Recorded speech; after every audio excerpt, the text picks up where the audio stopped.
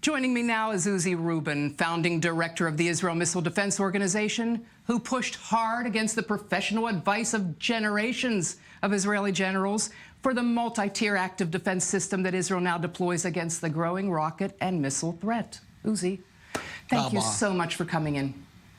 My pleasure. So we saw how the other side tried and pretty much failed to overwhelm the Iron Dome system. So what's the lesson here?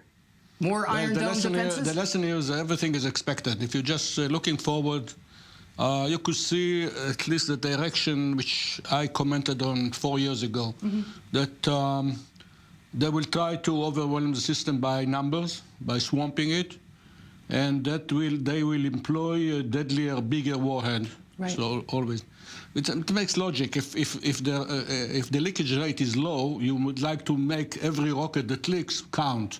Right. So the tendency would be to make a heavier rocket, and they showed those heavier rocket, or at least hinted them already in 2014 at the end of the war. Yes. Developing rockets with bigger warheads. My impression is, of course, just my impression. I'm a reader, a listener, like everybody else. More Iron Dome batteries, is that the answer? I think we'll have to increase the size of our missile defense. And again, I'm not saying anything new. That's obviously we want you to say something new. Let me move to the northern front. Israeli air defenders have always viewed Gaza as a sort of dress rehearsal for the real challenge in the next war in the north, when Israel could be expected to absorb 1,500 increasingly precise rocket and missiles falling here each day. Yeah, well, it's not increasingly precise. The precise rockets is a different family. Okay. It's increasing number of precise rockets. There are the regular rockets. Most of the rockets they fire this time were the regular rockets, the long-range guards, and with a mix of some more heavier rockets. One expected in the north, too, the composition would be mostly overwhelmingly the regular statistical weapons plus precision weapons against point targets. And as I'm saying here, it's let's say it's not very popular that Iron Dome will have the first objective. Iron Dome is not to defend populations, but to defend assets. Right.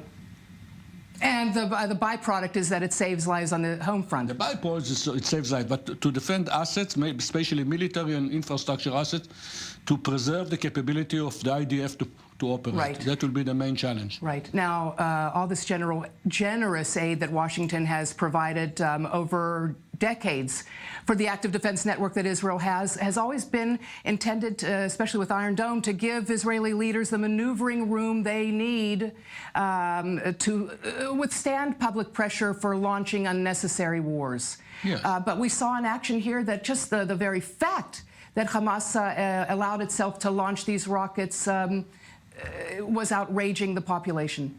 Well, the Hamas makes those rockets in order to launch them. I know, but is the thinking different? Will Israel want to go more on the defensive? What about this ground-to-ground rocket force that Lieberman wanted to create? Oh, no, I don't know. This is beyond my paycheck. I don't know about that. That was an idea. I think it's catching on. The only difference is that Lieberman, I understand, wanted to set up a special arm, a rocket force, while the military don't want to build up a new formation and want those rockets to belong to the artillery. Actually, they are long-range artillery. So I think that's the main difference. And the rest of the difference is not technology, because we have the technology. We make rockets. We export precision rockets for a decade already. It's only to buy them. But this is a new capability that focuses on offense. Yes, yes. I think it's necessary, and the thinking behind it, that you have to compensate for any degrading of Israel capability to attack because of the precision rockets, to compensate with it with point-launched precision weapons instead of air-launched precision weapons. Now, Uzi, is there a need, as one of the lessons from this week's events, that Israel will require a lower level below the Iron Dome to deal with the mortar threat that has wielded such psychological damage to the residents within 7 kilometers of the Gaza border? I noticed that there are very few reports about mortar attacks this time. The attacks concentrated on large population centers. They don't they don't need mortars for that. They wanted to cause pain in Sderot or Fakim as kind of a lesson. And look at all the reports. You don't hear about mortar bombs.